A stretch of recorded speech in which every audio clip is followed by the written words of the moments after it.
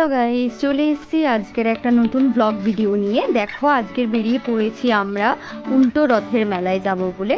তো রথের মেলায় তো গেছি এর আগে, কিন্তু উল্টো রথের মেলায় কখনো যাইনি, তাই আজকে ভাবলাম উল্টো রথের মেলায় গিয়ে একটু দেখা যাক কেমন হয়। তো দেখো, এখানে ওয়েদার খুব সুন্দর ছিল, তাই জন্য আজকের তাড়াতাড়ি মেলায় চলে এলাম। তো মেলাটা ছিল হচ্ছে রাস্তার উপরেই, ধার দিয়ে লম্বাভাবে ছিল। এখন চলে এসেছি দেখো রথের কাছে। তো এখানে রথটা একটা জায়গায় দাঁড় করানো ছিল এবং খুব সুন্দরভাবে রথটাকে সাজিয়েছিল।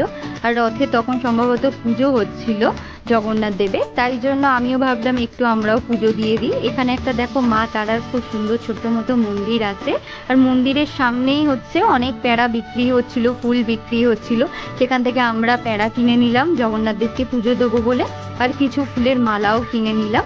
তো সত্যি আমরা খুব ভালো টাইমেই রথের মেলা দেখতে এসেছিলাম। আমরা ভাবতে পারিনি যে আজকের রথের মেলায় যাচ্ছি, তো এই টাইমেই পুজোটা হবে। তাই জন্য দেখো আমরা পুজোর জন্য লাইন দিলাম।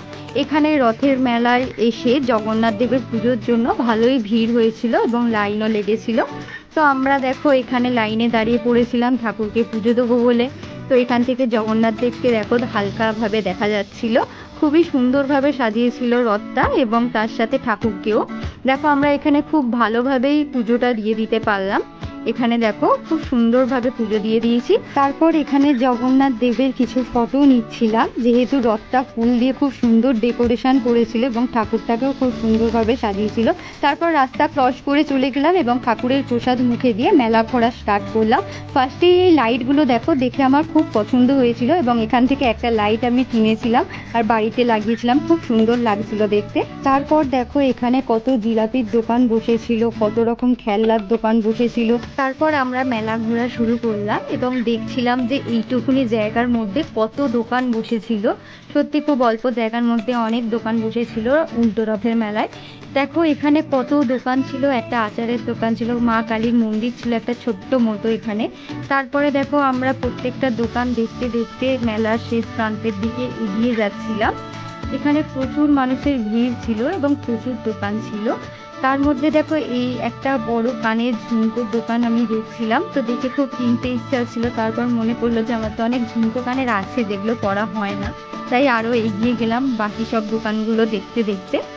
এখানে দেখো সত্যি কত খেলনার দোকান বসেছিল বাচ্চাদের। তারপর দেখলাম এখানে মালাই কুলফি বিক্রি হচ্ছিল। যেহেতু খিদে পেয়েছিল তাই জন্য মালাই কুলফি কিনিনি, চলে গেলাম পাপড়ি চাটের দোকানে। কাকুকে বললাম 1 প্লেট পাপড়ি চাট রেডি করতে। রথের মেলায় এলে কেন জানি না আমার পাপড়ি চাট খেতে খুব ভালো লাগে। আগের বারেও রথের মেলায় এসে আমি পাপড়ি চাট খেয়েছিলাম, তো এবারেও আমি এসে পাপড়ি চাট অর্ডার করে দিলাম। এখানে কাকু দেখো 1 প্লেট পাপড়ি চাট রেডি করে দিয়েছে এবং আমার হাতে দিয়ে দিয়েছে। তো পাপড়ি চাটটা সত্যি দেখতে যতটা সুন্দর ছিল, খেতেও ততটাই ভালো লাগছিল। তারপর চলে গেলাম জিলিপি দোকানে। রথের মেলা মানেই লাল লাল গরম গরম জিলিপি তো কিনতেই হয়, তাই বাড়ির জন্য জিলিপি কিনে নিলাম এবং জিলিপি কিনে নিয়ে বাড়ির দিকে রওনা দিলাম।